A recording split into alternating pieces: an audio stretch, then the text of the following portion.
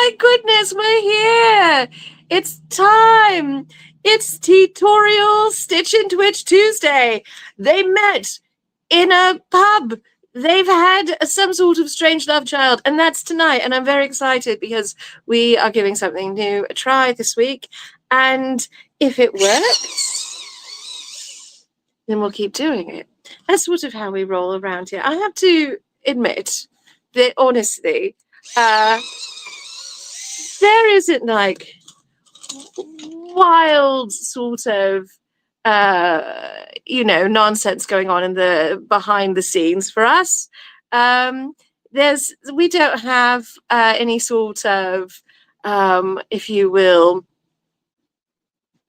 production company. It's just us. It's just the Grand Arbiter and I being absolutely unhinged little gremlins on the internet. And so here we are. And here I am. And I'm so delighted that you are all joining me tonight. So let's see how we get on. Hello. Good evening, my friend. It's so good to see you. What a delight. Thank you for joining me. So we're using a little bit of this technology that we use for our Fridays and for our sip the teas and all of that sort of thing. And I'm seeing if it will allow me to reasonably stream to all the places on Tuesdays for a more fulsome experience. I will say, it's not quite as nice on my end as it is normally, but that's all right. That's all right. I'm just excited that we can potentially do this. It looks like it's working.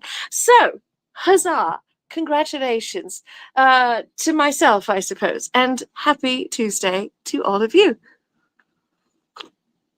Oh my gosh, my tea is still so hot.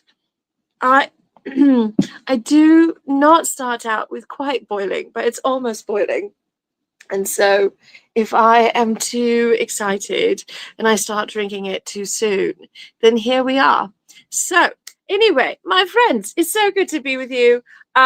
I am diving into some new things, mostly, I'm starting to plot for our next big costume ensemble for the next year, which we hope, as usual, to debut at WestCon. That's our normal adventure where we bring out the new things. If I'm very good, sometimes I'm able to debut it at Con Possible in February, but usually we're shooting for March because I need a little bit of extra time. So there we are. So I'm starting to plot that. I'm also thinking about different workshops and classes and things. So I have some announcements that will be going out on Patreon, but I've got some like sneaky plans for the autumn and winter months. I'm very excited to get into those.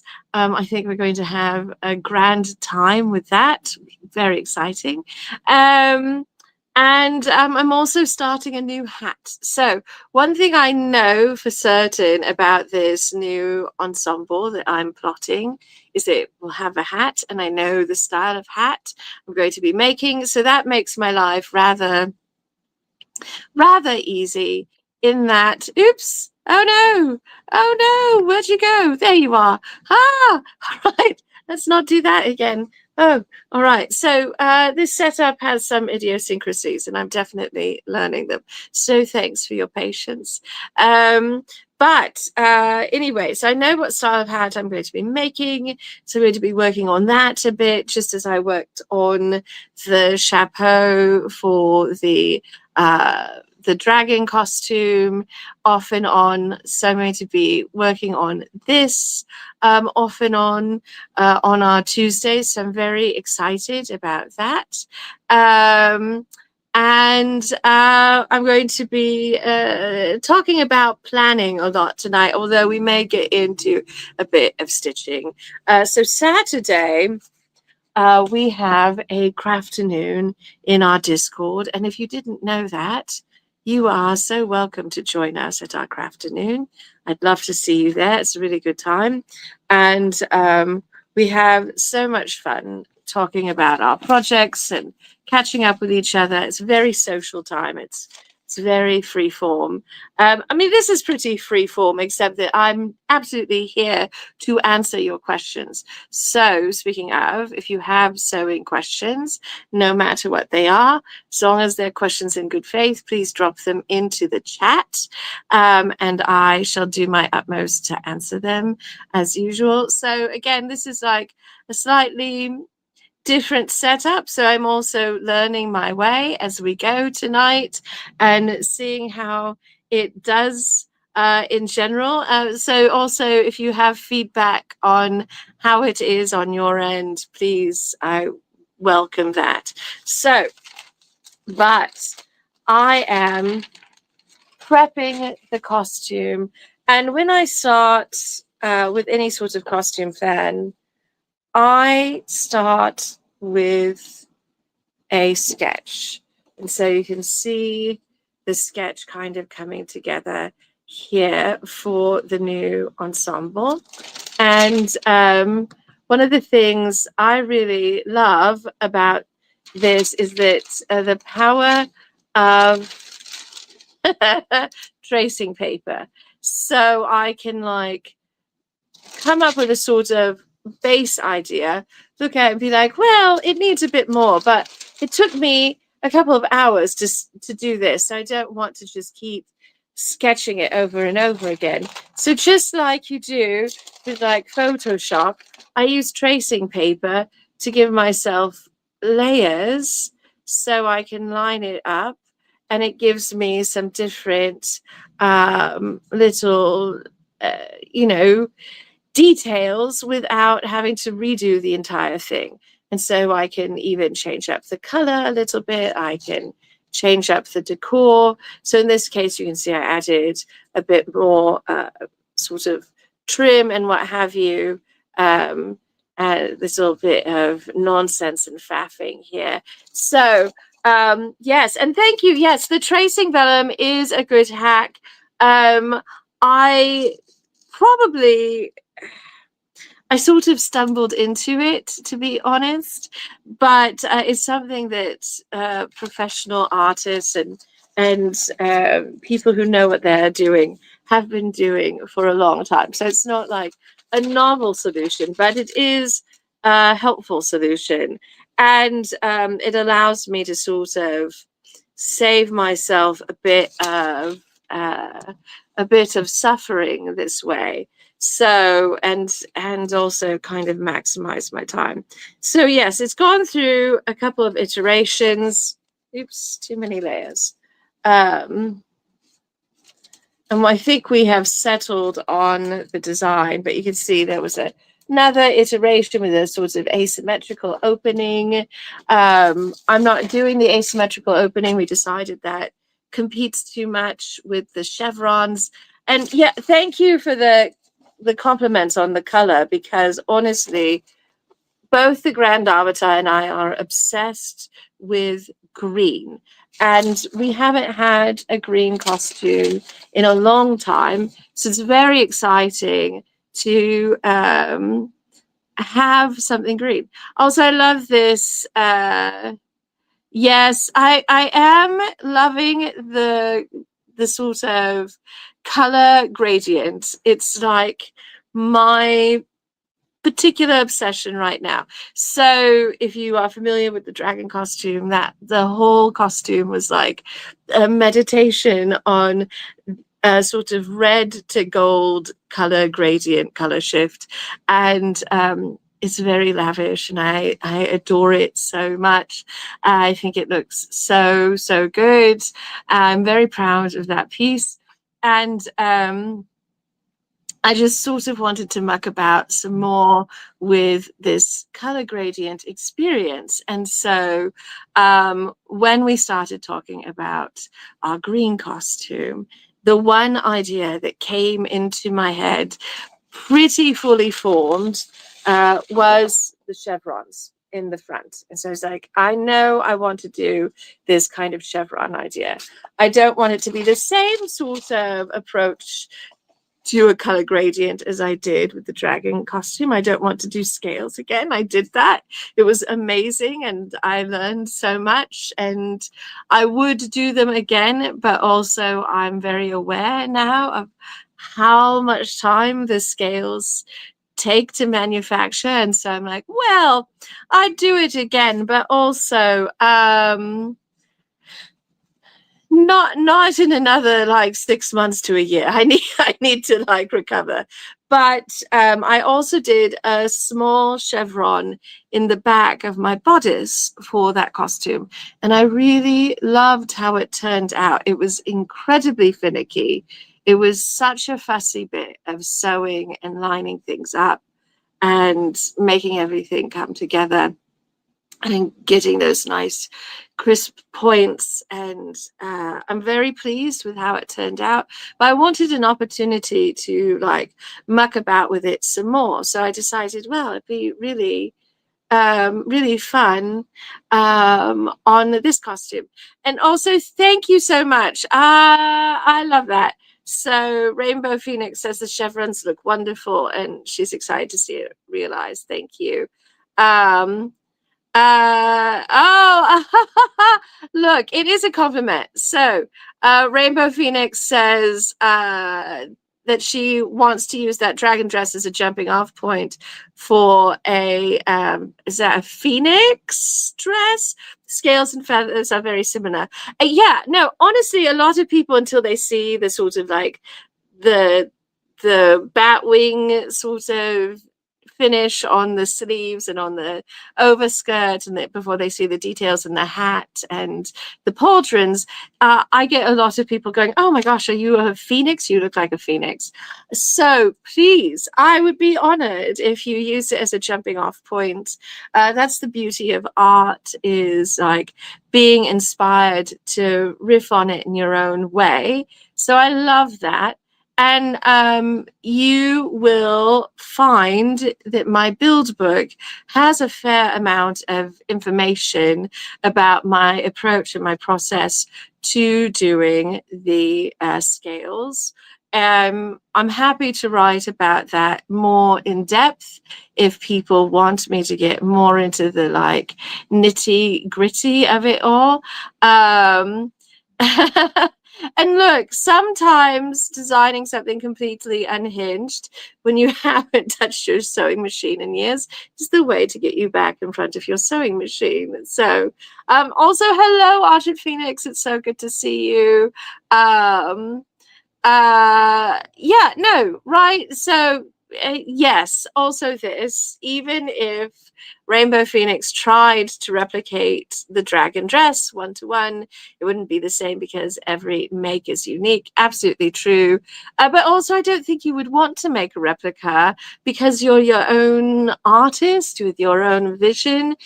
Being inspired by something and taking details from it is very different from like, you know, doing a reproduction.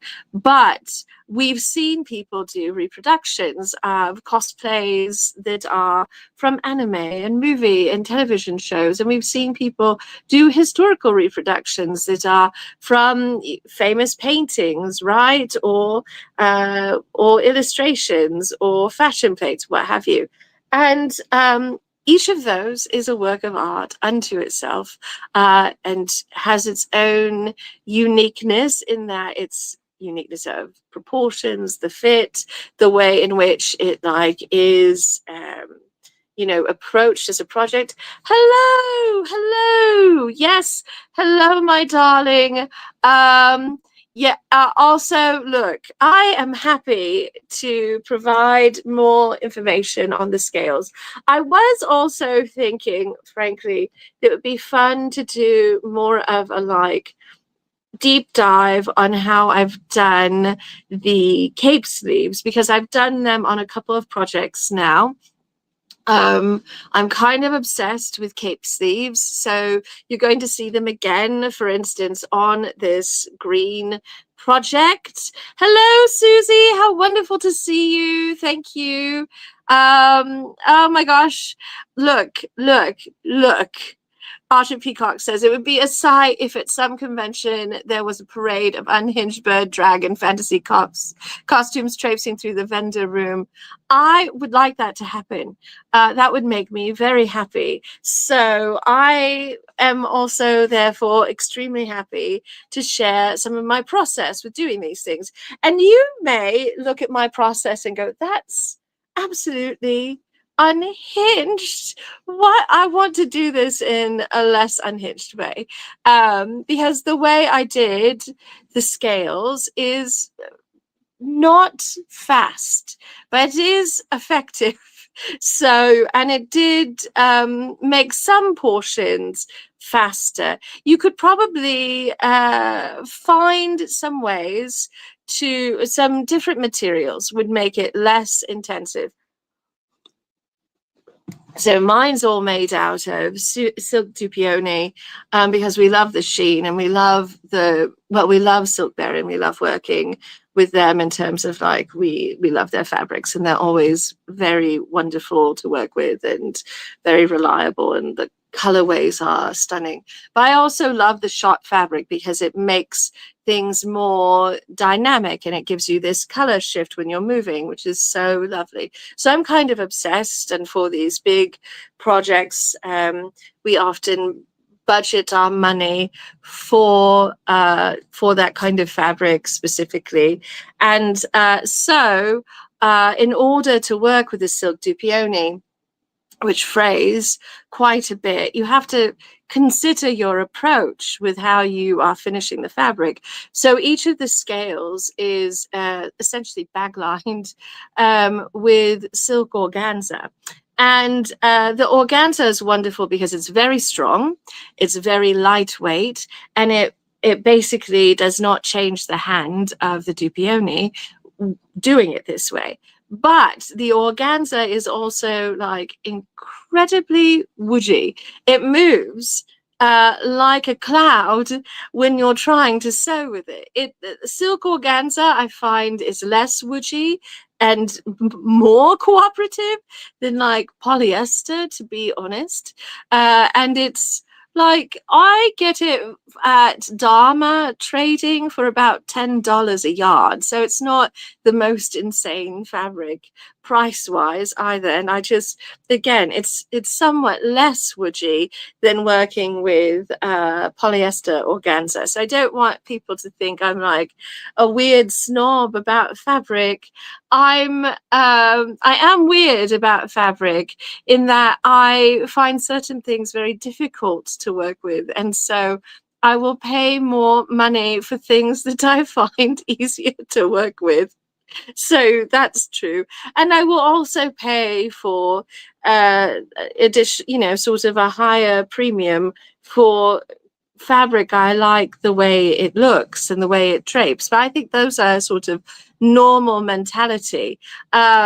Yeah, no. So Rainbow Phoenix says Dharma is her preferred silk supplier. They're so good. That Dharma is so affordable and their fabric is so nice. And she agrees that silk is easier than polyester, and it takes dye so beautifully. It dyes up gorgeously. So if you're feeling very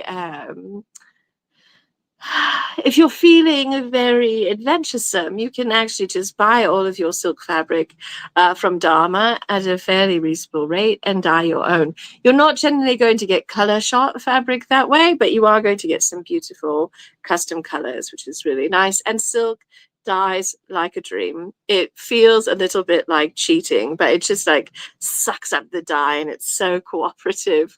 Oh yes, and Archer Peacock says unhinged as in get jinky with it and take it to 11. Yes, please do that. 100%. I would really I would like that very much. Yes. Oh, I love this. Rainbow Phoenix says, I made my sister's wedding dress completely out of silk from Dharma. Yeah, no, it's so good. Archie Peacock says knits are something I do not have the knack of. It always comes out so wrong. Yeah, I have some good dear friends who are quite skillful with knit fabrics, including Sarah from Sarah Blade Creations, Twins and Needles. They have a lot of great advice on knit. If I'm working with knit, I turn to them for assistance, for insight, because I don't work with knit very often. I tend to be a non-stretch sewist, a lot of woven fabrics in my life. But sometimes you need a knit. Sometimes you need it for fit reasons, or sometimes it's color or start, and then you have to work with it. Now, a thing I've done with like woven knits, sometimes if I love the fabric, and it's not like a super stretch fabric, so if it's like 5% stretch or something like that, I will stabilize it on something that doesn't stretch, and then I use it like non-stretch fabric. Once I've stabilized it on a non-stretch, like interfacing, whether it's fusible or sew-in, then it's not stretching anymore, and I can just treat it as non-stretch. But I'm also giving up the stretch fabric qualities. So that's a little bit of a double-edged sword in terms of like approaches, but it is something I do when I fall in love with a fabric that's stretchy. So for instance, the navy fabric with the red stripe that I did our sort of nautical circus look a couple of years ago. The Grand Arbiter and I are sort of out on what we haven't decided what the vibe is for that frock set. But I love that navy and red stripe so much. I love it. I love it. I am so smitten with the hats I made for it. And so I used it even though it was stretch fabric, and I had to stabilize it so much to make it work for my purposes. And it was like kind of dodgy using it to make some portions of the hat. So anyway, what's this? Rainbow Phoenix says, I recommend Costume Figure Drawing by Tan. Oh gosh, I always have to pronounce or practice names in languages I don't speak. Hua Xiong, I think, maybe. It has the best step-by-step process for drawing a body. Then she uses tracing paper over top, so she only has to draw a body once every few years. That's kind of brilliant, honestly. My challenge is in part that none of the cookies for figure drawing for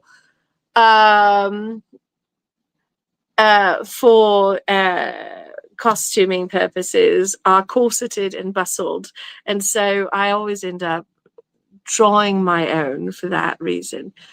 And Rainbow Phoenix says it's Uxian.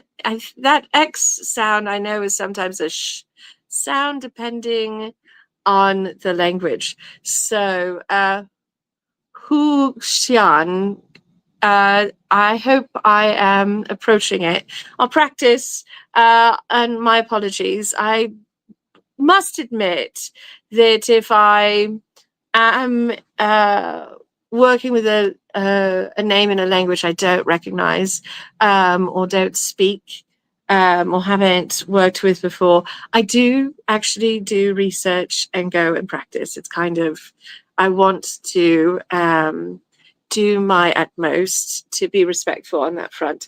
So anyway, but aside from linguistic conundrums and that sort of things, oh yeah, I may have a linguistic background, but my languages, none of them are East Asian or Southeast Asian, so I cannot be trusted. Ask me about like Turkish or Ottoman or the Romance languages. You can even ask me a little bit about the Celtic languages, and I've got some like good answers for you. and a sort of general knowledge of Indo-European language that just comes with the territory. But yeah, so but definitely I'm not any sort of expert on other language families. Mm. So I'm plotting. The vibe for this costume is dark academia. We have much to say on it. It's been very challenging in a way I was not expecting. And I think that part of that was that I had a very strong emotional concept, a vibe, if you will, of what the ensemble should look like. But outside of that chevron down the front of the skirts, I didn't have like a strong vision. And some artists talk about this. One of my favorite authors and dear friend, beloved friend, Gail Carriger, has often shared that she doesn't start a story until she has like this one sort of scene pops into her head, sort of fully formed. And once she has that scene, then she knows she's ready to go forward with the project.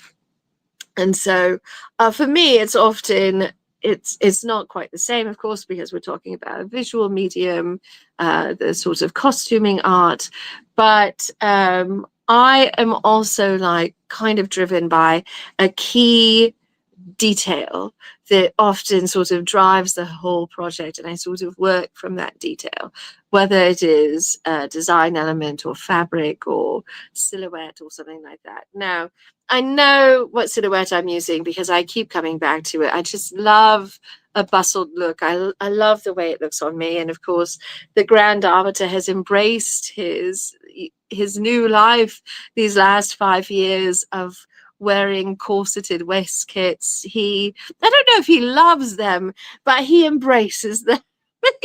And he loves the way he looks in them. So that's important. So I know those two details, that we're going to have the corseted waistcoat. I know that we're going to have the bustle dress look for me. And so I have those details to work with.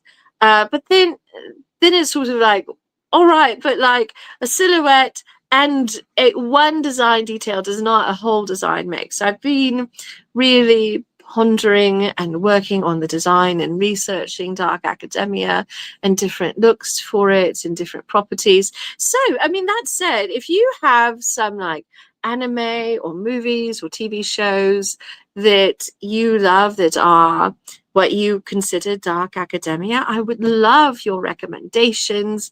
Obviously, I'm into that kind of media. I like it very much, but I don't think my knowledge is exhaustive, so I'm keen for more insights and more viewing material. And like, I'm happy to read books as well. I love to read, but I'm looking for visual stimuli right now because I'm in the design process. So I've kind of got, you've seen I've got my sort of rough sketch for the front of my dress. There's a lot of ideas now going on there. And I've also worked up the Grand Arbiter's sort of rough sketch for his. And with some interesting ideas going on here. Again, I've got the chevrons because because I'm obsessed with the chevrons right now. I wanted to give him a really big lapel moment as well, sort of dramatic lapels. And he's probably going to do green trousers. Very exciting. We're going to be extremely green. So Archer Peacock says she has been hit and miss with Dark Academia, but so far mostly hit.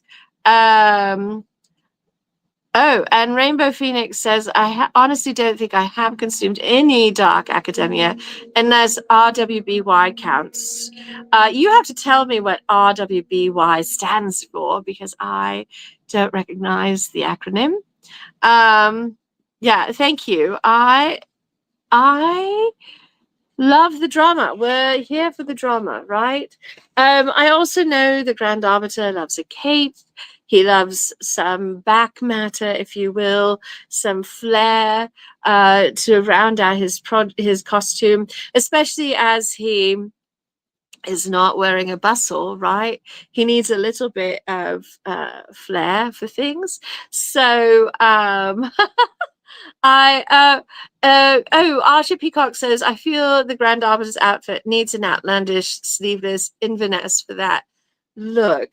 So I I've been waffling. So I've waffled between giving him a sort of like Inverness sort of overrobe situation, give it a little bit of a scholastic vibes, but we also he didn't want to be too obscured this time, so we've gone back and forth a lot, and right now we're thinking of this kind of cowl and hood situation with these beautiful streamers down the back.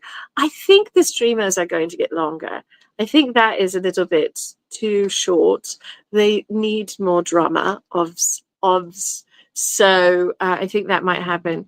And I'm playing around with some hat ideas for him. So we'll see what comes of that. So I've been sketching away.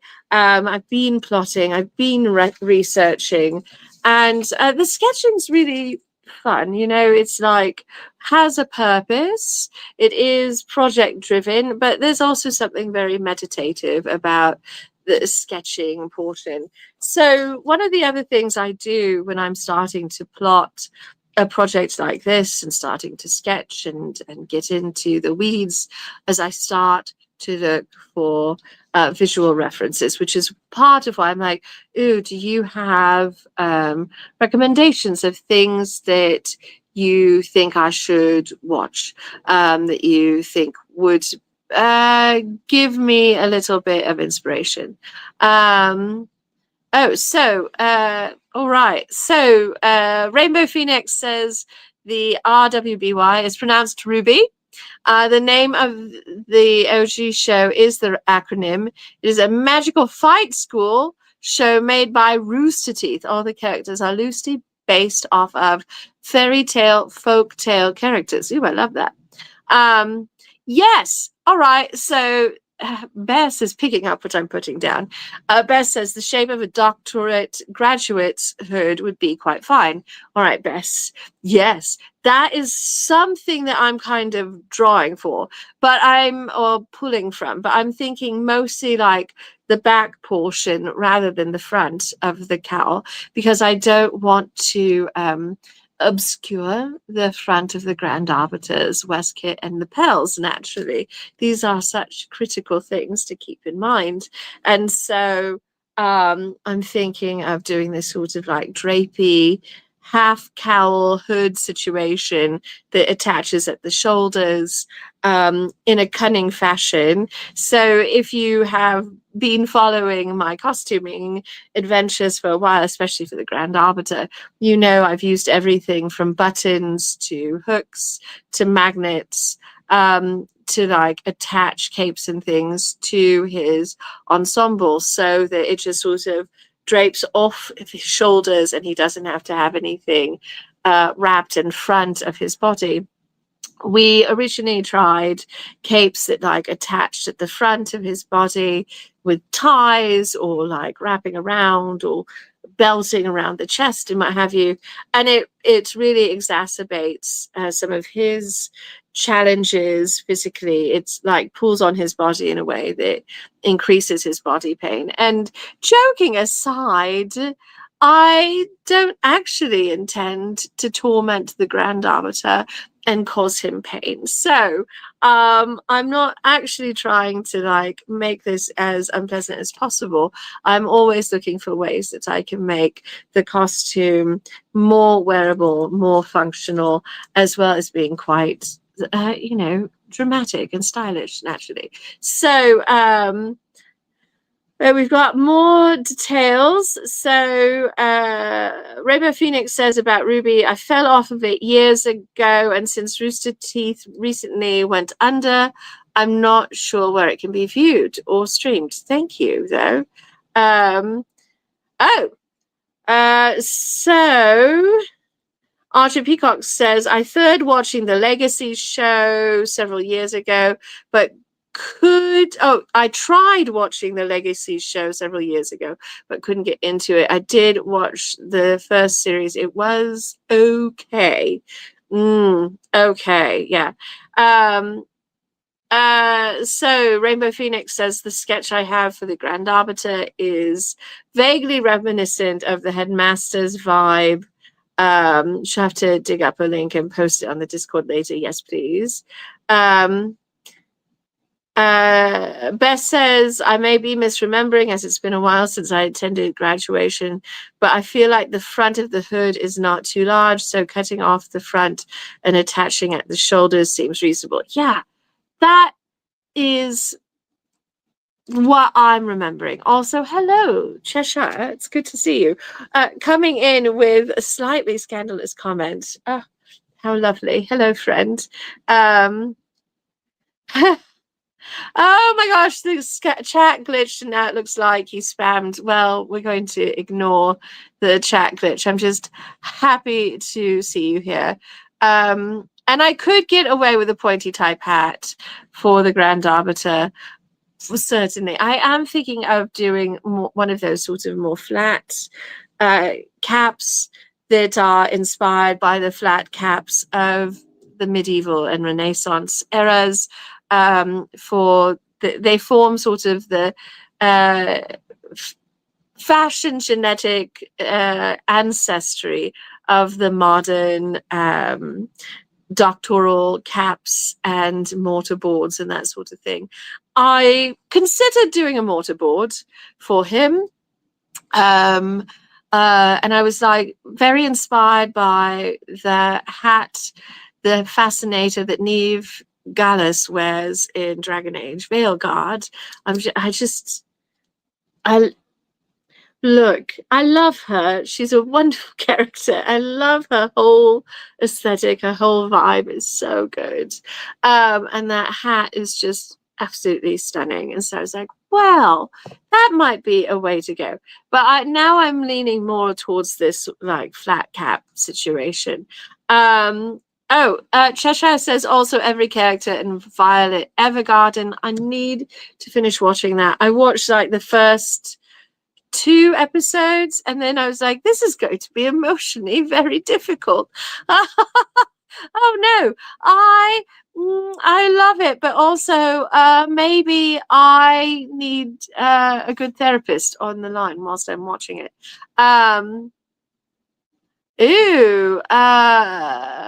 Cheshire says Danson the Vampire Bund main character has so many good outfits. Thank you. KNMA has good uniforms for the military uniforms, yes. And the school uniforms in Strawberry Panic.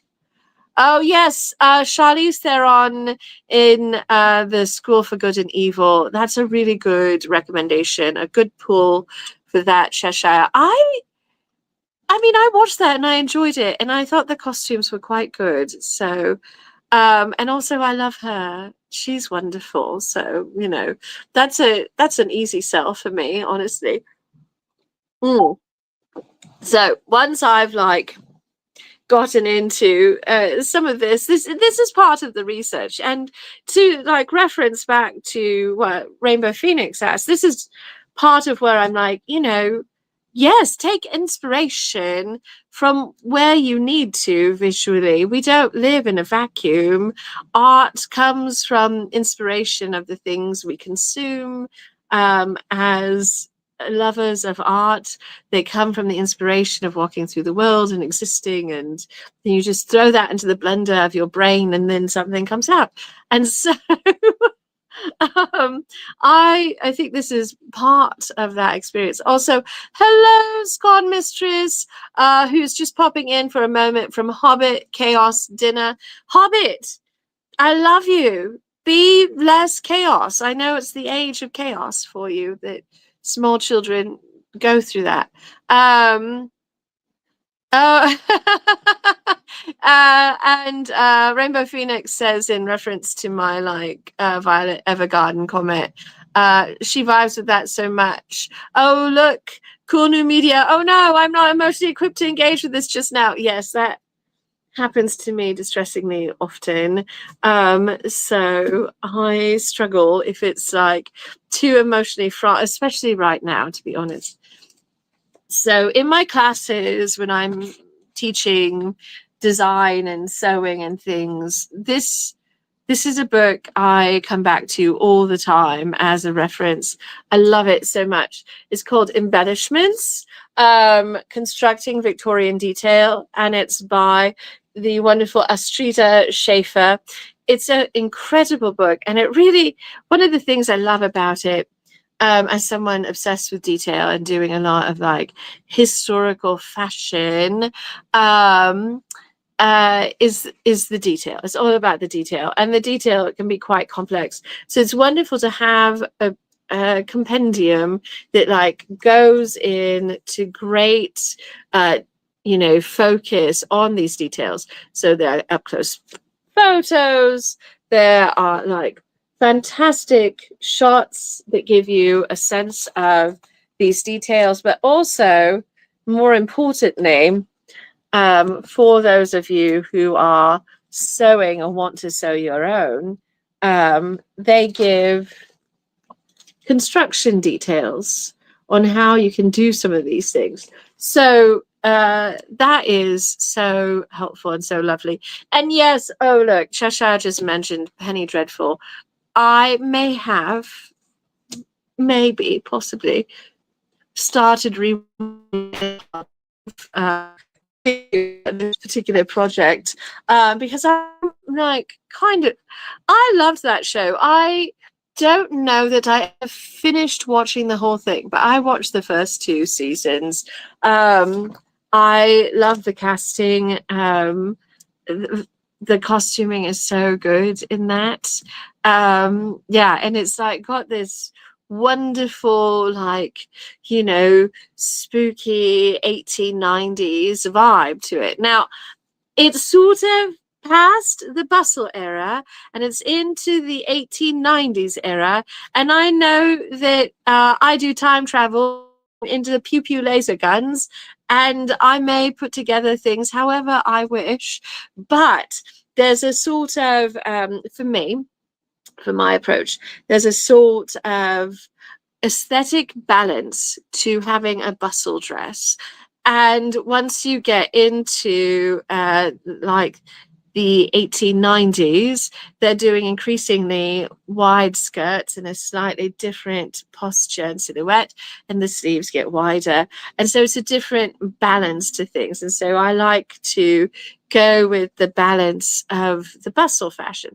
That said, I can certainly take some of the ideas from Penny Dreadful and see how they like work into the kind of melange. And whilst it's not really what I'd call dark academia, Carnival Row is also in this vein of things. Oh, Michelle Pfeiffer in Maleficent too. Oh, I watched the first Maleficent. I haven't watched the second one. I didn't know Michelle Pfeiffer was in it. And now, obviously, I need to watch it. Um, oh, all right. So Scott Mistress says, I must go back to Hobbit, but madam, if you get to the end, let me know. She has opinions. Is this for Violet Evergarden or Penny Dreadful or a different show? Because we've talked about a few. I think we'll have to chat about it in the Discord. Oh yeah, let me get the book up again for you, Rainbow Phoenix. Also, to be honest, it's on some of my lists of recommended books. So the author's name is Astrida Schaefer. Yeah, and the book is Embellishments, constructing Victorian detail. So, and it's still available the last time I checked online. So it's just a beautiful book. Really fantastic. I pulled from it quite extensively for the dragon costume, to be honest. Archie Peacock says of Penny Dreadful, the third season is a roller coaster, but there are some great scenes in the series. It is sad its cancellation wasn't taken well by the writer. I didn't know that. T. Ooh, yes. Archie Peacock says, I'll keep my opinions to myself about Maleficent. This is great. Kakagura. Oh, God. I'm somewhat mortified. Kakagarui? No, that can't be right. Kakagarai? That's probably not it either. If you want to squirm, I'm going to have to go and research the pronunciation. Yes, Astrida, Astrida, Schaefer. But that's it. Thank you very much for writing that down in the chat. I appreciate it. So I went through that. I've looked at that book a bit to see if there are any details that kind of strike my fancy for this particular costume. And I even considered getting away from bustle dress and going more 1890s, if you will. But then I was like, but I don't want to. I want to bustle. So I'm obsessed with late bustle era fashions. And so I keep going back to that. Slightly, it has more asymmetry, it has more like kind of tailored vibes. It's fewer soft.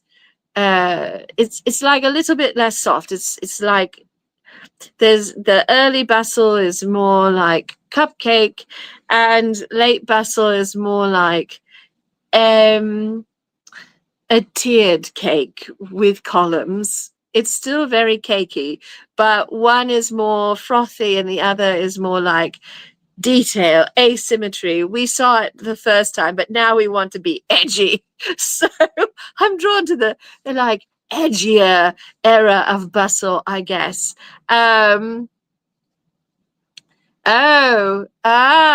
So Cheshire says Yuri is their jam, good manga, great uniforms, and I'm assuming this is Yuri on Ice, but it could be something else. Yeah, I just love a bustle. I love a bustle. So I also went looking in. Look at this. This is a tome. This is a door stopper. Look at this. Look at the scale of this thing. It's beefy. It's a monster. I love this book. This is part 2. There's another volume that's part 1. This is Directoire Revival Fashions, 1888 to 1889. It's like a 2-year period. 2 years. 2 years. Look at this monster. It's so beautiful. I love this book for inspiration. It's by an author named Frances Grimble, Grimble. It usually ends up on my recommendations list. So, look, I love this book in ways that are unseemly. It is undecorous the way I love this book. So it has fashion plates, and it also has like charts to help you transform these fashion plates into garments. Now, I don't always work with the charts, I'll be honest. Often I go and I look at the fashion plates and I think about like what I'm going to like lift from that design, what I like about it, what I'm into, what element of that design sort of gives me a wonderful frisson, if you will, a pleasure. And so I'll just go in and I'll find different like pieces that I'm keen on, and I might fixate on the parts that I really like of that design. So is it because, for instance, on this skirt, is it because it has this like interesting sinuous border? And the answer for me is yes, that was the thing that I was sort of like drawn to for it. And I love the draping in the front. So those are things I might pull from for myself. But yes, this book has charts, and in the back of the book, they also have all of the rulers and things to like make those charts into like full scale pattern pieces, which is very helpful. Look, putting together a pattern like that is a learned skill. It is not super arcane, but it is a bit arcane. It's not the sort of thing that you're going to pick up in your typical sewing class. There's more information about how to do that now on the etherwebs than used to be available, which is wonderful. I have mixed success with using that system because I'm very short and very broad. And so when I scale up in one direction, it tends to assume that I'm very tall.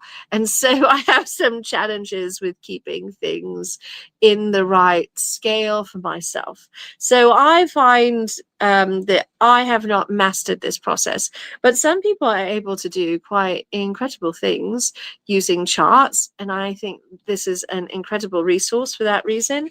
But as I said, I sort of come to this because I'm looking at the different details and things I like. And so, for instance, I love the front with the lapels. I think that's really charming. I was briefly considering doing like a polonaise kind of experience or tails down the back of my bustle. I don't think I'm going that direction, but it was something that like appealed to me potentially.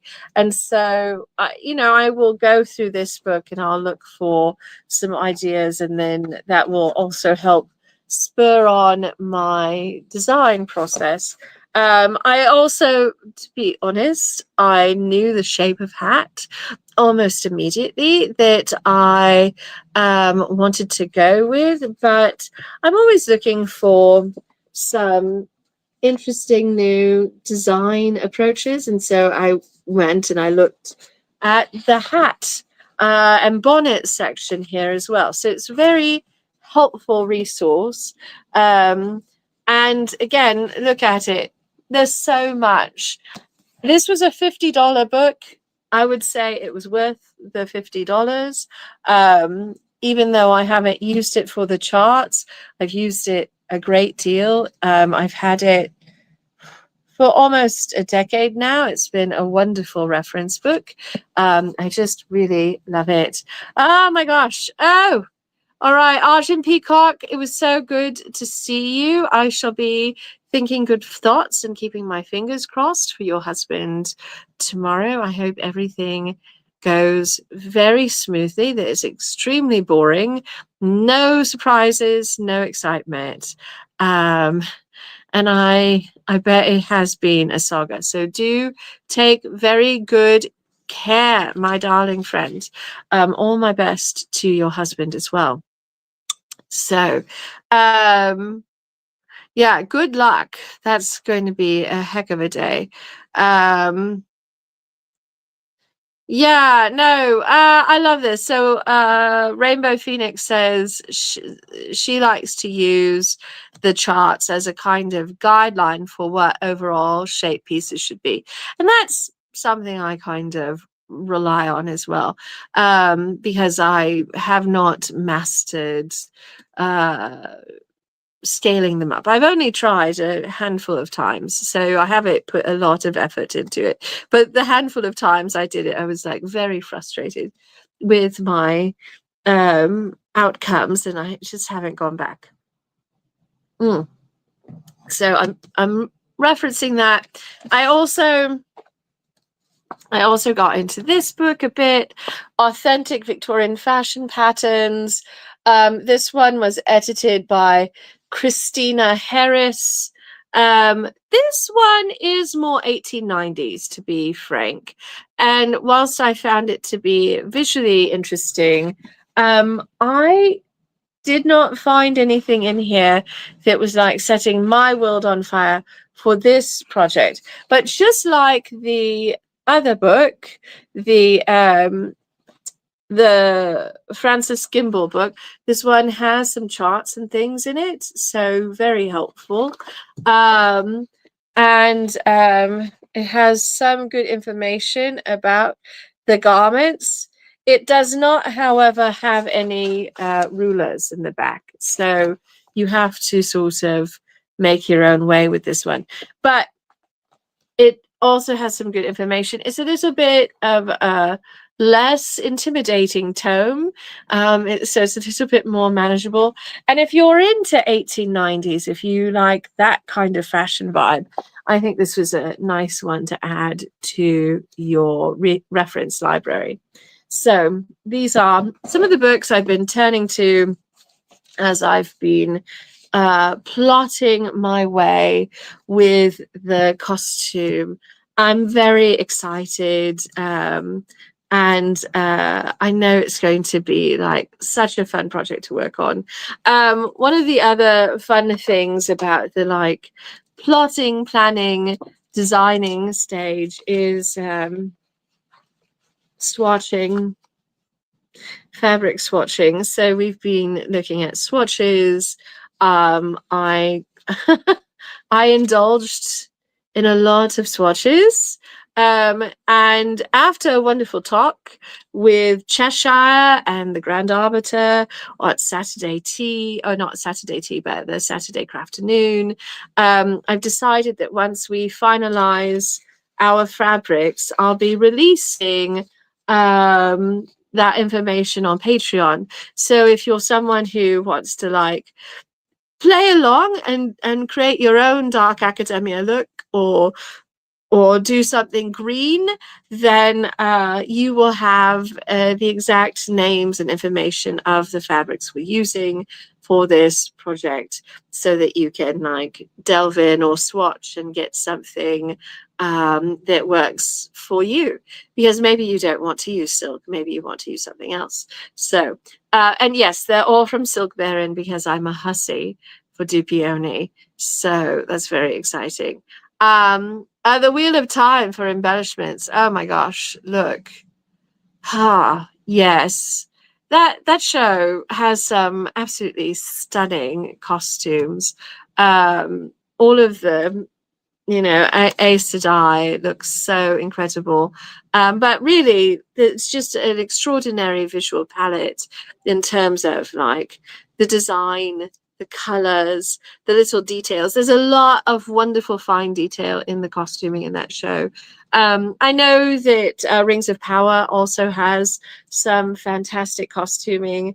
I'm very happy for us to be in an era of like very good fantasy shows that have incredible costuming. I'm kind of sad that Wheel of Time got cancelled, so I've got to admit I'm like disappointed about that, but I'm glad that we get to keep Rings of Power, at least, as I liked both of them.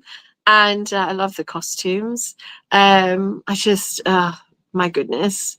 So that's a good suggestion to go into Wheel of Time and look at the detail there. And Rainbow Phoenix, I do hope someday you are able to order from Silk Baron. One of the things I like to do, again, is just to order the swatches, because it's a nice little treat for myself, a little visual gift. But also I watch for their scrap sale. It's not really much of a discount in price, but it is the opportunity to buy their fabric by a half yard or 3/4 of a yard, which they do not normally allow you to do. And so a half yard is like enough to do most hats with. So sometimes at scrap sale time, I will indulge myself in a color I don't have another plan for, just so I can make a hat out of it because I love hat making. So that's something I do, and I find is like a little bit of budget accessible treat, if you will. And they normally do their scrap sale like either seasonally around holidays. So like 3-4 times a year they will do one. And I know it's a big hit. So um yes, and you should definitely get in on their newsletter. They're very helpful. Lovely people. So, but I keep mentioning this hat making business. I am getting in on creating a new hat. So this is a style of hat I've made so often. It's my like tall tapered crown chapeau that I love to wear so much. So I'm doing that style again. I just think it will be really good for this dark academia look.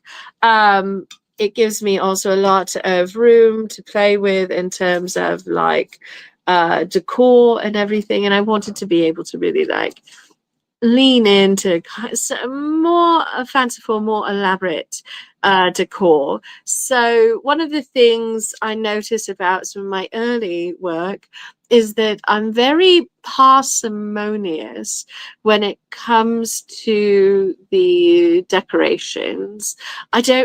I come at it with a more modern eye as a time traveler rather than thinking about what works for the era. And so in this kind of modern brutalist sensibility, I like it's very minimalist in design.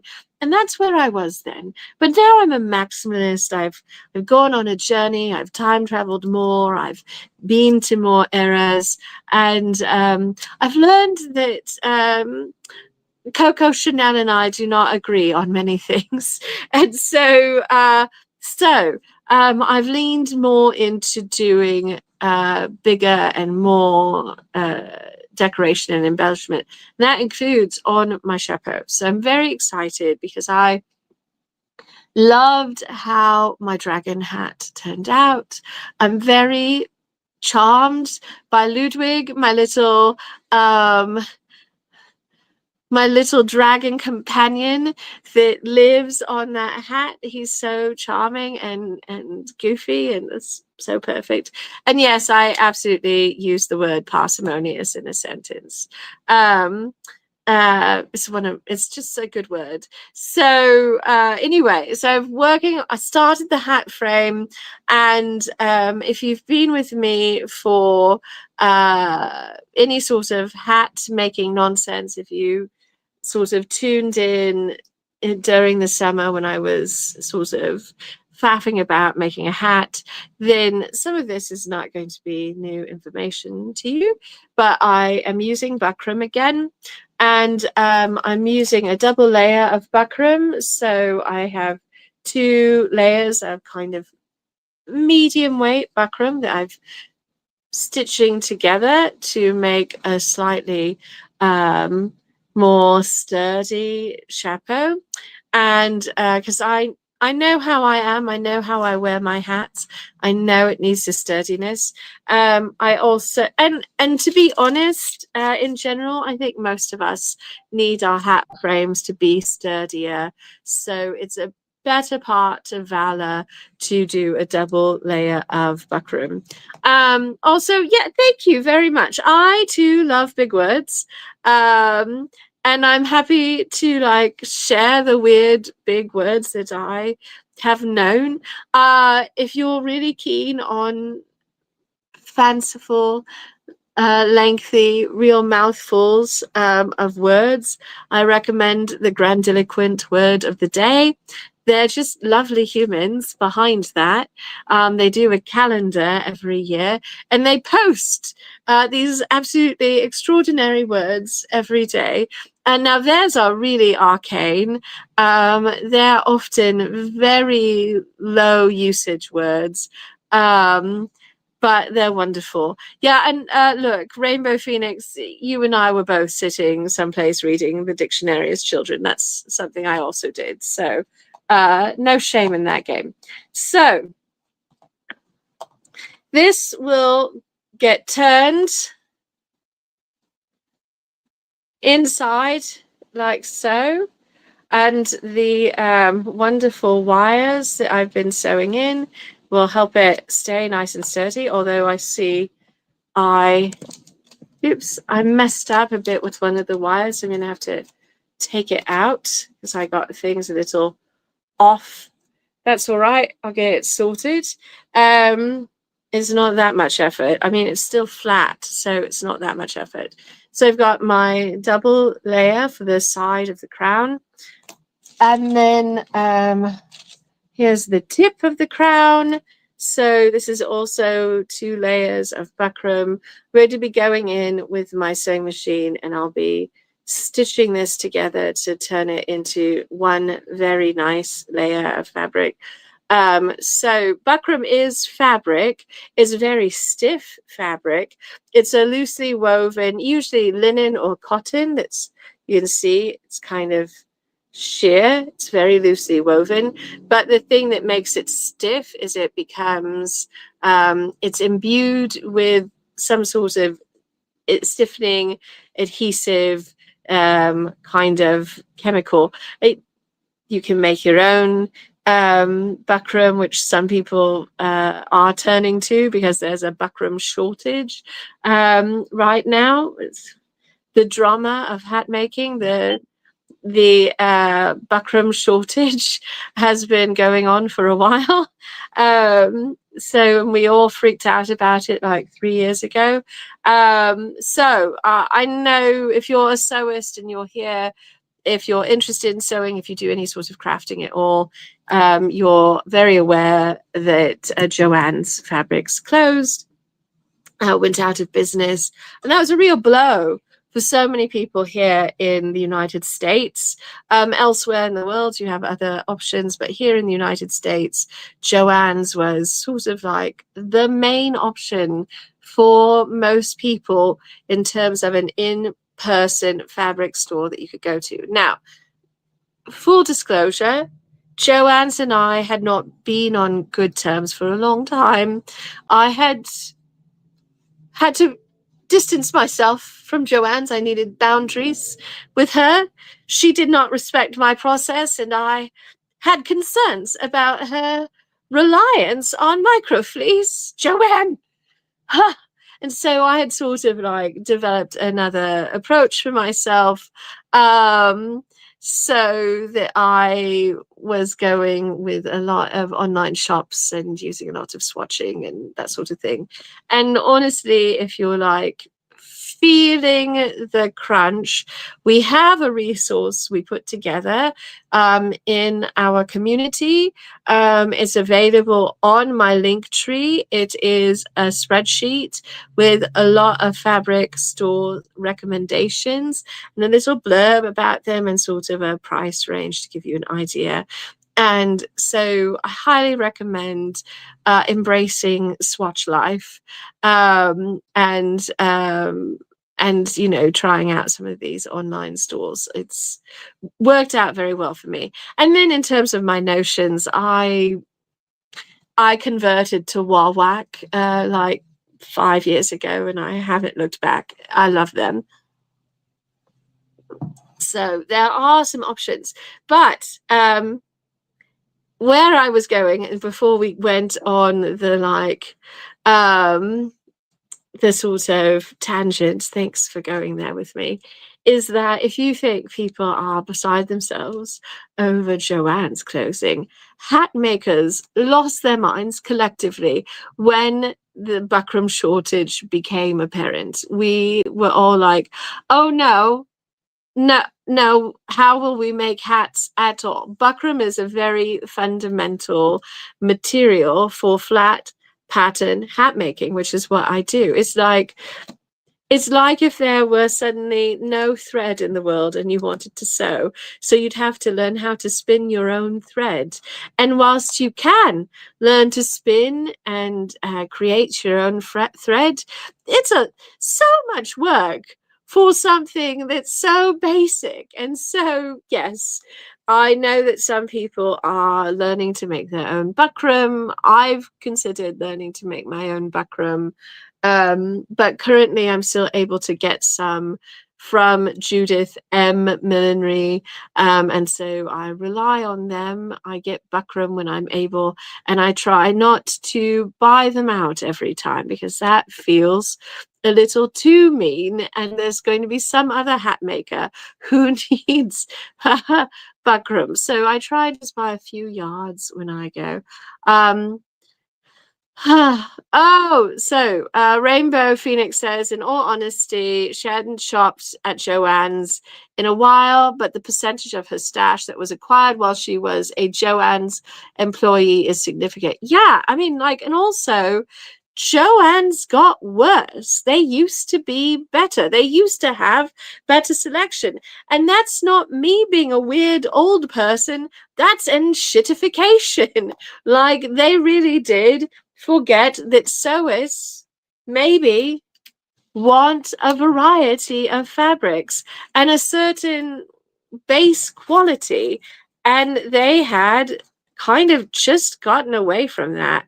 And their prices were like not that great. Like, I could do just as well, sometimes better, at Mood Fabric or Hearts Fabric. And so, you know, Denver Fabrics, like, there are some wonderful options. So, and then during the, you know, Panini, they didn't understand how to do online shopping and to deliver things in a reasonable way. And so it was absolutely such madness. It's really terrible. Oh yeah, no. So Rainbow Phoenix says, I worked there in 2007 before the private equity vultures came in. Yeah, no, like, this is the thing with poor Joanne. So, and the employees were always so lovely. And I feel for everyone who'd been there for a long time and was suddenly like having to scramble because what a terrible time for that. So, yeah, just awful. It's bad times in the crafting world. But one of the cool things about being in the crafting world is that we also are very ingenious. We're a bunch of MacGyvers, all of us, and we have a lot of skill at finding solutions for things. And so that even happens to be the case for hat making. So there are some options. I have talked about them during hat making classes I've taught in the past. Nothing works quite like buckram, though. So that's why I keep coming back to it. It depends on the project. I ran into this very lovely woman at Tucson Comic Con, and she makes mostly medieval hats, French hoods, Tudor hoods, flat caps, that sort of thing. And she was sharing that she makes all of her hats using plastic canvas like you would use for cross stitch. And to be honest, I have used plastic canvas to make things like pillboxes and hats that have what I would say is hats that don't necessarily need to be steamed into a shape, hats that don't necessarily need a very like refined curve of the brim, and so you can like make a really beautiful French hood that way. You can make a fantastic pillbox out of the plastic canvas. You could probably figure out how to do like a fez using plastic canvas. So plastic canvas can be quite good. I would say that you could do part of a top hat out of a plastic canvas and have a really good effect. The place where I would say the plastic canvas is maybe not going to work out for you is surprisingly the brim. And that's because plastic canvas doesn't want to hold a curve. And even though it may not look like the case, most top hats have a little shaping to that brim, and so you want to have the ability to work in a little shape there. It looks nicer on the head if it has a bit of shape and it's not totally flat and just sort of hovering on your head. You want it to sort of nest on your head and have a little bit of swag to it, and so that's where having a bit of curve to the brim is very helpful for the shape. Oh my gosh, Rainbow Phoenix says, I loved all your videos from Tucson Comic Con. Made it feel almost like I was there. I'm so happy. Yeah, I love doing those ridiculous little videos, and everyone's very good natured about me, like putting them through their fake paces to do these videos every day. But it's also a nice way to sort of encapsulate what we're doing at the con every day. And, you know, I like getting to share that. So thank you very much. So anyway, hat is coming about. We've got the design process is in full sway right now, and I'm also going to be working on some underpinnings and things this winter, so I'm looking forward to all of those projects.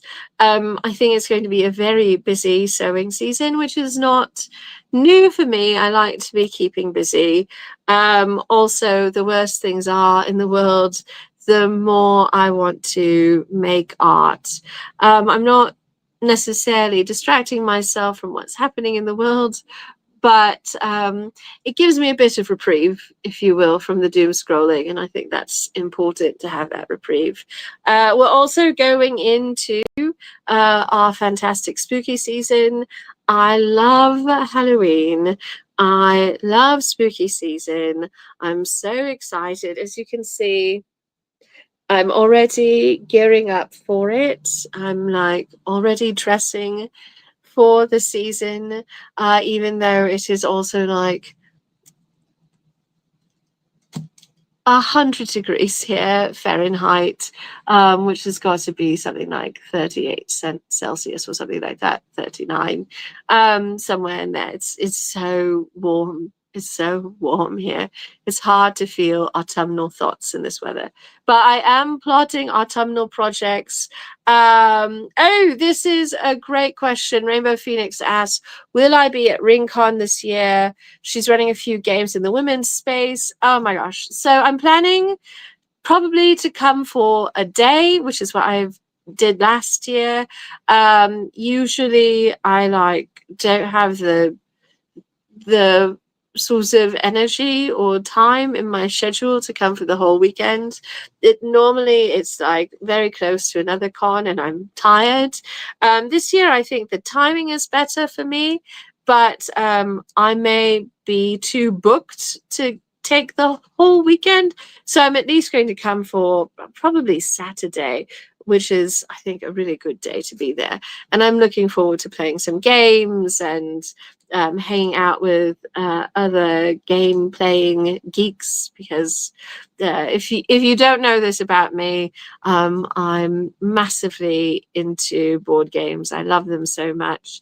It's one of my favorite ways to socialize when I'm not otherwise getting up to time travel adventures. A perfect evening for me is good tea, plate of biscuits, dear friends around a table playing board games. I think that's just like an absolutely stunning way to spend an evening. And I have cultivated the gift of being a good loser.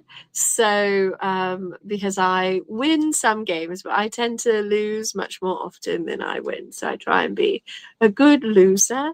and to have a good time. So yeah, I'm very excited. Last year at RingCon, I met the wonderful creator behind Pirates of the High Teas, and I'm obsessed with that game. It was so great. I got to give it a playthrough at the convention, and I happily backed that on the Kickstarter, but I also had the opportunity to host her as a guest, both for a full interview and also on our Friday tea a few months ago. We had such a lovely time. She's absolutely a pip. And so I love that RingCon affords me the opportunity to talk to some of the creators and makers behind games as well. So I'm looking forward to that. For those who live in the Southern Arizona region, RingCon Gaming Convention is happening in October. I don't have the dates off the top of my head. I just know it's in October this year rather than November or September, and I'm very happy that it's in October. So that would be really good. So yes, come to RingCon, see me there. I'll be just swanning about for fun. I'm not working. I'm not doing anything. I'm just attending as a regular attendee. And Rainbow Phoenix has the dates. It's October 3rd through 5th. Thank you very much. I will have to get that on the calendar so that I don't double book myself. So that's coming up. And in the meantime, I'm working on and I have a desperate need for petticoats. Look, petticoats are a very important part of any of these big costumes. Petticoats, I think, always seem like something you can kind of ignore, but you cannot, or you can do what you want. But I don't recommend ignoring petticoats, let's put it that way, because they make such a difference to your silhouette. They really smooth out the skirts, like hide all the underpinnings. They obscure the bones and the ridges and things of your bustle cage and your skirt supporters, and they also support your hems, all of your fluff and your furbelows and your trim and nonsense at the hem of your skirts. They really need those petticoats, otherwise the hems will look a little bit collapsed and a little bit less present. So yeah, as Captain Azar says, and hello, my darling, petticoats really elevate the look of your costume. So, and they're a wonderful way to hone your sewing skills because they're fairly straightforward to create. And they don't need, you can go fancy with a petticoat, but they don't need anything fancy. I've made most of mine out of quilting cotton over the years, to be honest. Muslin works a treat also. But if you want to practice some fancy skills on petticoats, you also can. Like, they're a fantastic place to practice things like putting in ruffles and pleats, doing pin tucks, all of that sort of nonsense. And so it can be a fantastic sampler for your skills as well. So I'm excited to be making some petticoats. I need at least one more, probably two, ideally. My short petticoat, and by short I mean my sort of mid-calf length petticoat, has been doing service for 15 years now, and it really needs to be retired. Poor thing. It's doing a good job, but it's looking a bit threadbare. So I need at least one more petticoat. I also, desperate times, I desperately need chemises. So I'm going to be making some chemises. I'll probably do like another set of split drawers because, you know what? When you need split drawers, you really need them.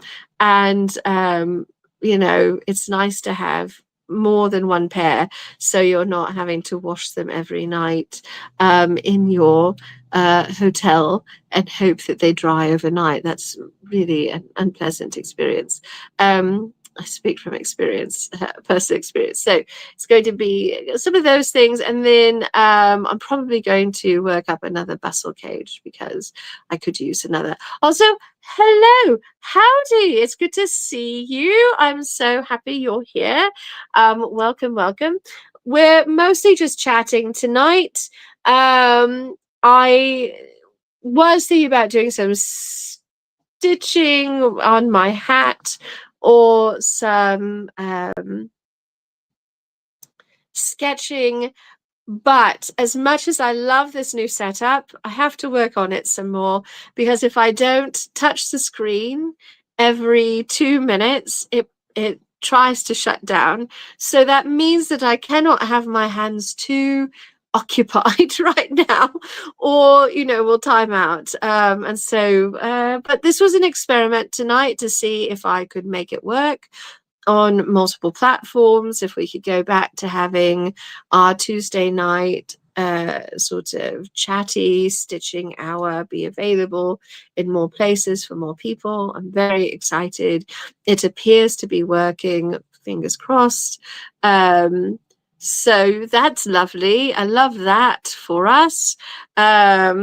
Because otherwise, to be honest, if you're here with me on Twitch, if it hadn't worked, we just would continue to be here on Twitch, which is also a lovely time. So, anyway, so I think, yeah, that's what's going on right now. It's mostly planning, a lot of plotting. I have some special plans for Patreon. I am going to make another lobster bustle. Captain Azar. I love a lobster bustle. It's my favorite style. It travels so well. It really does. And so I really appreciate that. I need to make another one because my rainbow one shrank rather infamously, which makes me so sad. It's beautiful, it's so charming, it's still totally functional, great little bustle, but it's little. It's little and I need it to be big because I like a bigger bustle, and so I want it to be like bigger. So yes, I'm going to be working on making something a little bit more sizable, as it were. So wish me luck. But yeah, I love those. I love the lobster bustle because it folds flat, which I think is wonderful. Captain Azar says she's going to be working on one as well. Fantastic. Captain Azar, I have such plans. Rainbow Phoenix says no shade to YouTube, but she much prefers the chat user interface on Twitch. That may just be familiarity bias, though. This is a funny thing, is that I have viewed some things on YouTube, but I've watched more streams on Twitch and on Facebook, and so I'm more familiar with the chat feature on both of those. I'm also a bit more comfortable with them. But I think that other parts of the viewing experience are nicer on YouTube. So it's a little bit of sixer, halfer with what works better. And I love that this particular platform allows me to stream simultaneously to all three. So there are some things we still can't manage to do that with, like book club is still a Zoom experience. But I think it's really nice that we can do this sort of stuff on all the platforms, because I know everyone has their preference.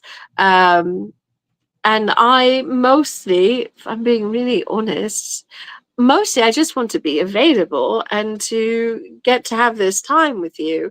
And so if that means I need to be available on all three places at once, well, then by gad, I'm going to do my utmost to make that happen. So, and I'm going to muck about with this and see if I can do some things to change the setup so it doesn't keep trying to time out on me. That's definitely a problem on my end. By the by, it's not a problem with Twitch or YouTube or the Book of Faces. It's me and the interface I'm using, it's just not quite jiving. Um, Oh, so yes. Rainbow Phoenix says I joined Twitch around the time Creative launched in 2016 or so. So a lot of the sewers she watches are here. She does love that multi-streaming tech has come a long way in the last decade, and it really has, my goodness. Uh, really, for us, it became quite feasible in the last 2 or 3 years. Um, yeah, and so I do think I need. This is something the Grand Arbiter and I were already looking at. Is like probably a new tablet in my life, but right now, it's this gauche to admit, I'm using my phone, and so I'm wondering if the tablet will actually be more conducive. It will certainly be a larger space for me to do the administrative side of things, so that might be nice. So we'll see. We'll see how that goes. There are a few options to make things work, so I'll try them out. Probably be experimenting with it for a few weeks until I hit on something that is conducive and works pretty well for us and allows us to meet and chat about sewing, and also maybe for me to demo things, because as much as I love talking about sewing and I want to be available to answer your questions, as I shared with quite a few people, um, uh, it during Worldcon and Tucson Comic Con, this is like an AMA every week. You can ask me any question about sewing, and if I have a good answer, I will share it with you. I may be working on a particular project, but this isn't really, strictly speaking, a sew along. So, and also thank you very much. That's so kind, Rainbow Phoenix. Rainbow Phoenix says, I have come so far with my tech literacy as well. Yes, it's sort of through necessity. But yes, I've had to learn to use more things. Although I feel that compared to many inveterate Twitch streamers, mine is quite simple. The setup is very simple. I have never mastered doing a 2-camera situation as much as I would love to. I just haven't been able to set it up effectively. So but that's something to shoot for in the future. For now, I'm just happy that we can be here and we can have this conversation. And um, if you haven't joined me for this before, please add me to your list, especially if you want to be sewing and getting into sewing, because I love to answer questions. I love to help people who are new, whether it is like raw new beginner to sewing or new to a certain kind of sewing. It's why I teach. It's because I love to help people get started. Oh, Rainbow Phoenix says, I was there for some of the early streams. You have come so far. That's true. That's true. That's true. Thank you. Yeah, I feel pretty good about it. So I appreciate the kudos as well. So yes, anyway, we'll be sewing up a storm this autumn and winter. And like I said, I've got some special plans for all of that for Patreon, which I'm currently writing up.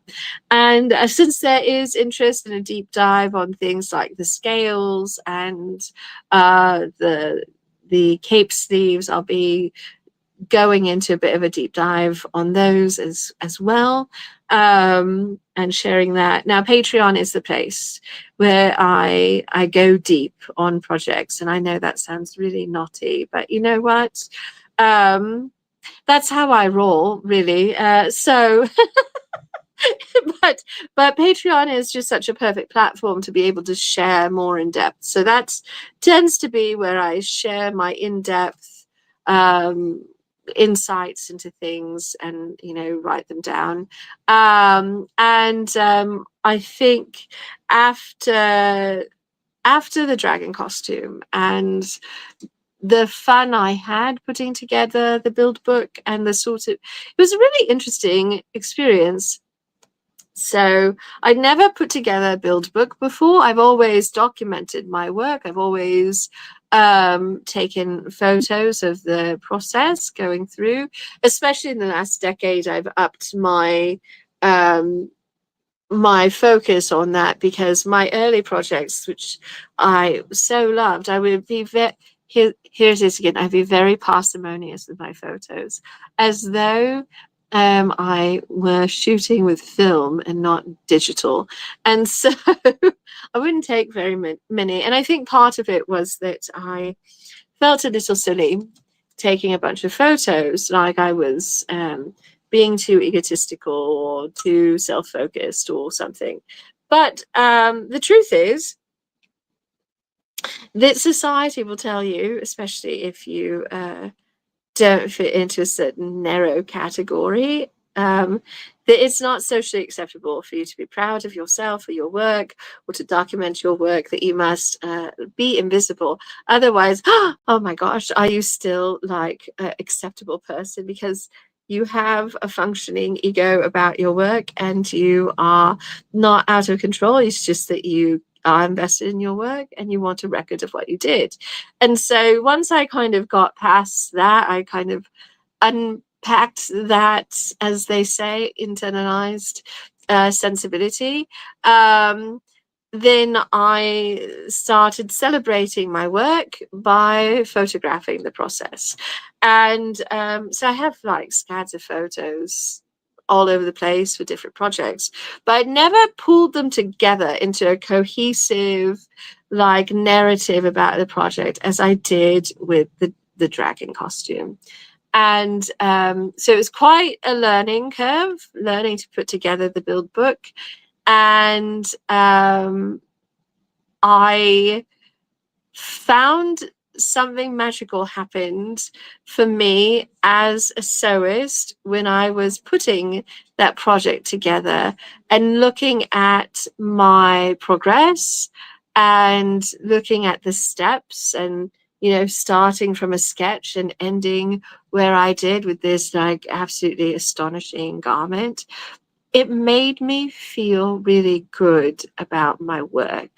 It reinforced for me that I had done good work, and it's a wonderful tool for combating imposter syndrome. And like, I'm not going to get too navel gazy right now about imposter syndrome. I have a lot of feelings about that, but it was wonderful to have a tool to remind myself that I am truly a capable sewist.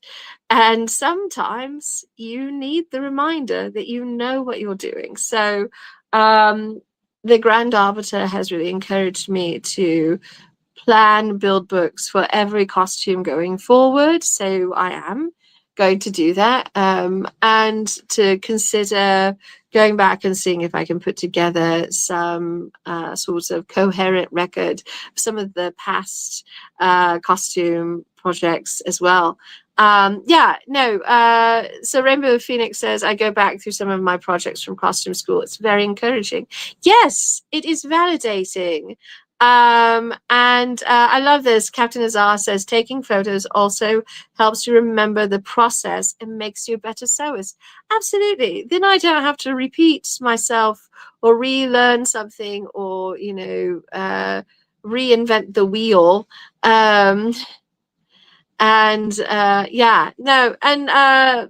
So Rainbow Phoenix shared up in the comments a little bit that her challenge is sort of getting in the zone and forgetting to take photos and look. That I think happens to all of us. Is very like you're focused. I don't pause every 6 inches of my sewing. What will happen for me is I'll get to a point where I've made some progress, and it's like time to drink tea or get up and stretch, or the feline familiars are like, pay attention to us, stop sewing, we want cuddles. And that will be my reminder to like take photos. And so I take a bunch of photos at those sort of normal pause points. Also, like sometimes the cats are wonderful collaborators in this. They will just be cute in the middle of my project.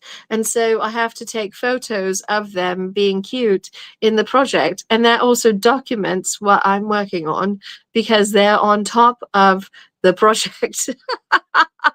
So a build book template would be a cool idea, says Rainbow Phoenix. Yeah,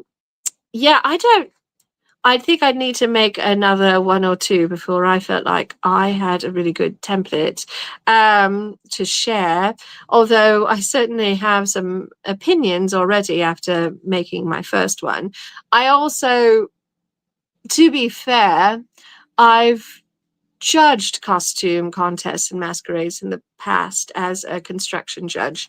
And so part of what inspired my approach to my build book was knowing what I'm looking for in documentation when I'm judging a costume for that sort of thing. When I'm looking at construction, what's helpful to me as a judge. And so that really influenced the way I approach things. And then I wanted to make it pretty, so I put a lot of thought into the page layout as well. I wanted it to be readable and pretty and informative. So yeah, and it took me about, I think, 2 or 3 weeks to put together the build book. Not like I wasn't working 8 hours a day on it, but I was chopping it up and working on it a little bit every night. Yes. Oh, so Rainbow Phoenix says for school, she had to get into the habit of taking pictures at the end of a session before she was allowed to clean up and go home because those shots were part of her grade. Yeah, I mean, I always take pictures at the end of the evening as well, or the end of my sewing session, so that I can capture what things looks like. So yeah, that's just like become some habits that I've developed as a sewist over the years. And it's not, look, I also want to share things with all of you, whether it's on Patreon or social media. And so that also keeps me inspired to take photos of the process. Sometimes I ask myself, like, oh, what would someone want to see if they wanted to make one of these? I should capture that. I need to get that on film. So if I need to answer that question, I have a detail shot of what I was doing so I can talk about it. So for instance, I was thinking about writing up the cape sleeves and sharing about how I approach that in my process for making them. Because, like, look, I just created that pattern for the garment. The garment didn't come with a pattern for that. So, so, you know, I did take pictures of some of the construction, to be fair, but I realized I did not take nearly enough pictures of like the patterning process. So the next time I'm working on one, I'll want to take a lot more photos of the patterning process of creating those cape sleeves. And they all start in a very similar fashion. So you know, like the start of it is kind of the same, and then how you shape the cape sleeve is kind of like having a sourdough starter or a master bread pattern. So you've got the sort of like basic recipe, and then you decide like what flavors you're going to add and how you're going to shape it and all of those things. So once you have the basic, you know, starter for the cape sleeve, you can do 1,000 things with it, which I have, right? So yeah, anyway, Rainbow Phoenix says about the Build book. They haven't had much. She hasn't had much exposure to the concept, and now she's intrigued. So yes, look, it's very helpful. I thought it was really good, and when I'm judging a costume contest, and I'm almost always asked to do construction judging, and I know why that is the case, and I'm like completely on board with being a construction judge. I love doing it. And to be fair, I really try and be compassionate, kind, helpful, thoughtful judge. I'm not a mean going in drip or because enjoy being nitpicky. I like to do it because I want to be helpful and informative, and I also want to be a fair judge and a kind judge. So that's kind of my approach. And to be honest, I've never been on a panel with other judges who are anything other than kind. So I feel that I've also been very fortunate. I have judged one costume contest many years ago that where it was just like the overall look, sort of the stage presentation rather than construction judging. And I was honored to be asked. And the contest was definitely a little bit more freewheeling. There wasn't really like a rubric for judging. There was, and in that case, it was me, another costumer, and then in between us was like a celebrity guest at the convention. Everybody was very nice, but the celebrity guest was so kind of at sea and didn't know much about what they were looking at. And so there was also, I'm not naming names on purpose, no one needs to be shamed on this front.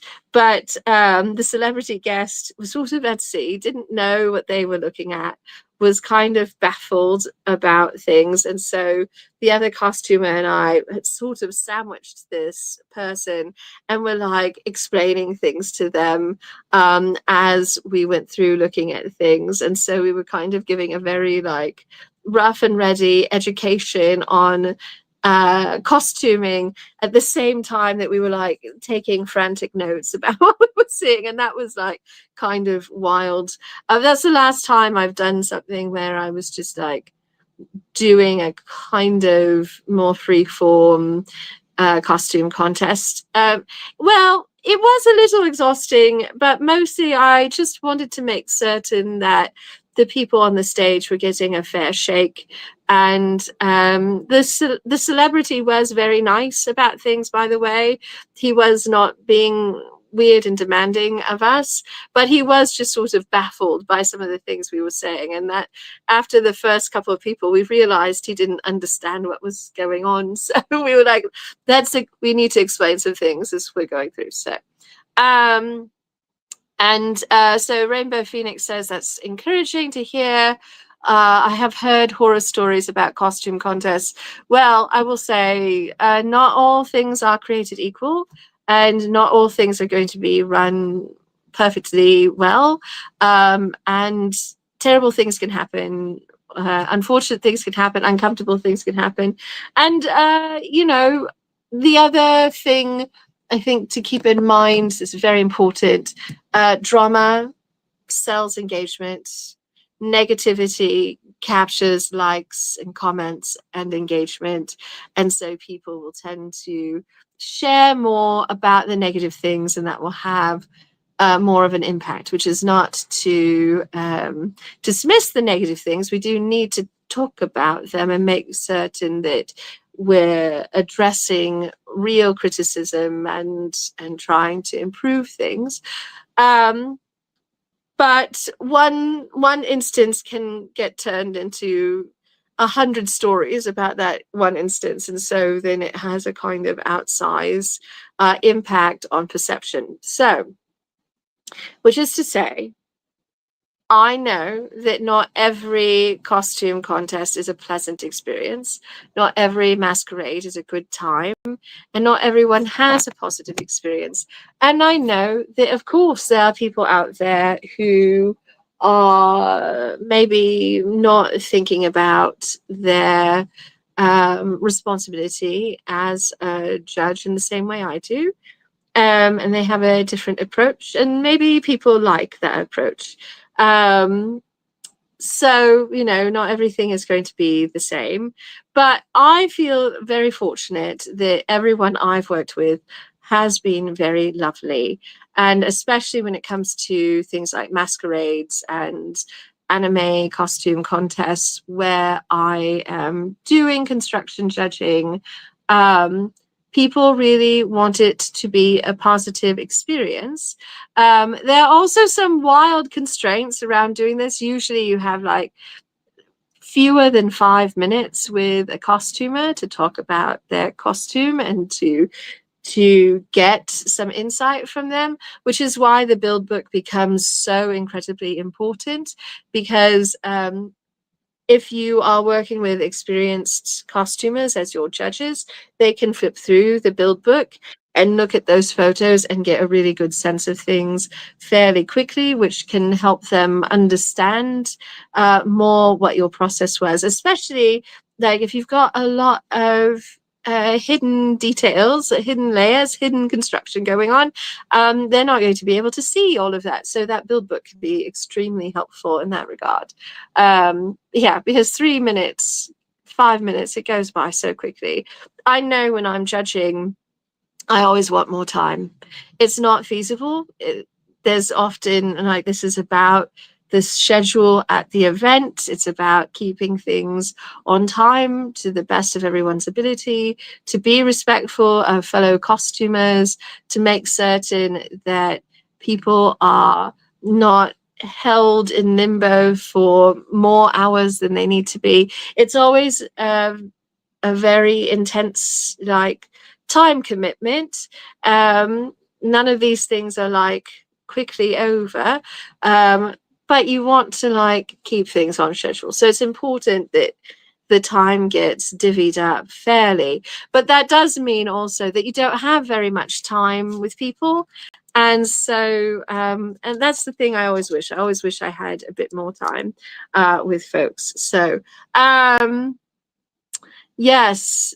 Yeah, no. The negativity and the sort of like way, I don't want to make myself sound like a Pollyanna. I think it's important to be able to have critical conversations about things and to talk about the problems and the flaws. But there's a difference between that and the sort of way in which social media algorithms will push rage bait. And so it can be hard sometimes to navigate that path, and to be able to have a thoughtful, critical conversation that leads to growth and improvement versus a ranty conversation that's perfect to have amongst friends over cups of tea, but maybe is not going to help move the needle and improve the general state of things. So, yeah, yes, this is so perfect. Rainbow Phoenix says there's a big difference between critical discussion and rage circle jokes. So anyway, so that was a very long sort of rambling conversation about judging and costume contests. I really love the opportunity for people to get good feedback, and I know it's not feasible because of the very tight amount of time that we have to like fill out feedback or give feedback to a person. This came up recently in a couple of different ways.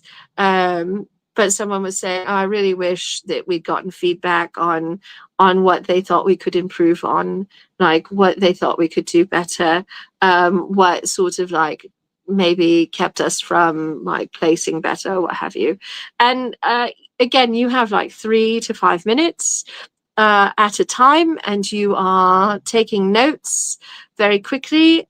And so there isn't time available to create a critique form to hand back to someone, to give them like insights. And also, I think it could potentially get into a somewhat knotty situation, in which the judges may be concerned that they're going to squash somebody's spirits or be too mean or what have you. I certainly don't want to do any of those things by being brief, right? But if you find me later at an event and I have time and you have questions, if I have advice for you or thoughts or suggestions for you on like leveling up your frock or what you could do more or different to improve your situation with your frock, or some different techniques, I'm always happy to have that conversation. At least for me, I cannot speak to other people who do judging for these things, and everyone's schedule is different. I would say that you need to ask a person rather than assume that they have time. And just as with all things, if someone says they don't have time, that does not mean it's personal. Maybe they really have not eaten all day, or they're desperate to go to the loo, or what have you. I think most of us here are costumers. We've done cosplay. Sometimes you're just so desperate to like get to the loo. And even if you want to take that photo or have that conversation or do the bit, you are like about to make a mess of yourself, so you desperately need to go. You just don't have time, or you haven't had an opportunity to really eat a proper meal all day. Maybe you've been too busy, or you forgot your snacks, or your costume doesn't really allow you to eat normally because of the makeup or prosthesis or what have you, or your helmet. Like, there are all sorts of reasons. And I think that people outside of the hobby can not necessarily understand that these are sacrifices we happily make for the project. I think it's really important to do your utmost to like care for yourself. I feel super fortunate that I have dear friends who will hand me a protein bar when I have like reached a state of desperation, if I've forgotten mine, if I haven't been able to go off for a meal. If you have ever been at a convention where I'm performing and working with the Grand Arbiter, you will know that I am definitely on the like work me to death end of the spectrum. I like to do lots of panels and presentations and performances. And so sometimes I will schedule myself so much that it's very hard for me to get away to actually sit down meal. And so like protein bars, granola bars, that sort of thing are very essential part of me getting through a day. And whilst I try and bring my own, sometimes I'm not near them, don't have access to them. And so I'm very grateful to friends who are like, I have one, do you want it? So we can also support each other in that way. But I think it's important to remember you need to have a plan for things like eating, drinking, going to the loo. And also, by extension, to remember that if you are talking to a cosplayer on the floor, they may be enacting their plan to go eat, drink, or go to the loo. And so if they say they don't have time to chat with you at the moment, it's not a brush off. They're not being mean. They are merely trying to take care of themselves at the moment. And so we just have to be compassionate, right? Oh yes, as Captain Azar says, people sometimes forget that cosplayers and personalities are human, and they have human needs. Absolutely. I mean, look, just because someone dresses up as Captain America and looks quite smashing in the process does not mean he has Captain America's actual constitution. He probably needs a break and to eat food and maybe to sit. Um, so, you know, um, yeah. So anyway, that was a very circular, convoluted way of discussing it. But I think the big takeaway I want anyone to have from this kind of roving conversation, if I have been your judge in a costume contest, in a masquerade, if I've been your construction judge, if I have time, I will always happily talk to you about your costume. I will not reveal what the other judges have said. That's private.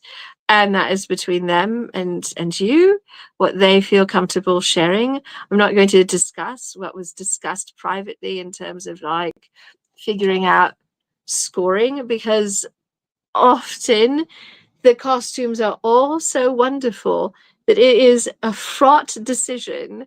And so I'm not going to throw anyone under the bus on this, but I will talk to you one on one, creator to creator, about things I know might be helpful to you. So if you want advice, if you want some of my insight and thoughts, I'm happy to offer that on a personal basis. And if you come to something like this and you ask me questions, I'll always answer them. If you come to my classes, I'm very invested in you like having a good experience and learning some good skills. And if we're at a convention and you catch me in a quiet moment and you want to ask me some questions about the details of my own project and how I put it together, I will answer those questions. If you want to like sit down with me and ask me for advice, if I have 2 minutes, 5 minutes, I will happily have that conversation with you. That is a bit of a big if. I am often running around like sort of like a chicken with my head cut off with at conventions. But if I have time, truly, truly, I am happy to answer your questions. So, that said, we have gone all over the place. Thank you so much for joining me tonight. I'm happy that the experiment worked insofar as I was able to do the stream to multiple places tonight. Like I said, it's been a bit tricky in that I have to keep like touching things to keep them alive and awake, which has really hampered my ability to do other things with my hands tonight. But I will be back Tuesday again to talk more about sewing. You can always join us on Patreon. That's the place to be in order to support all of the nonsense that we do, but also to get early access to things like classes and workshop, to have access to things like build books and more behind the scenes discussion of how things are created and all sorts of wonderful nonsense. I am so grateful to our amazing Patreon community. Without our community, there would be none of this. I wouldn't be making wild costumes. I certainly wouldn't be here on the ether webs talking about sewing. I wouldn't be doing any of it. I would probably be in a tower somewhere weeping. So thank you, Patreon. But also for all of you who are into sewing and Miss Joanne's, I'm doing a mystery box of doom sale on September 19th. I've been working on cleaning out my stash, and those boxes include patterns, trims, fabrics, weird sewing giggles, and furbelows. They're a mystery, so you can find more details about that on Patreon. There's a post there that is not behind a paywall. Also be posting up on our website. There's an event page on Facebook. So I hope you will come get some wonderful little treats for yourself. I think it's going to be a wonderful time. And these boxes are haunted with ghost cats. So when you buy one of these boxes, you are also adopting a ghost cat who will be coming home to live with you forever. Now, the wonderful thing about ghost cats is they are hypoallergenic. The sort of challenging thing about ghost cats is they never found a flat surface that they didn't want to occupy. And they will knock things off onto the floor. Your straight pins will never be safe again, but they're wonderful. So come on the 19th. That will be streaming in all the places as usual. That's our Friday tea at 6:30 p.m. Pacific time. To see you all there. And thank you again so much for being here with me tonight for this little experiment. It's been such a pleasure. I'll see you Friday for tea time with the Grand Arbiter. Cheers, everybody.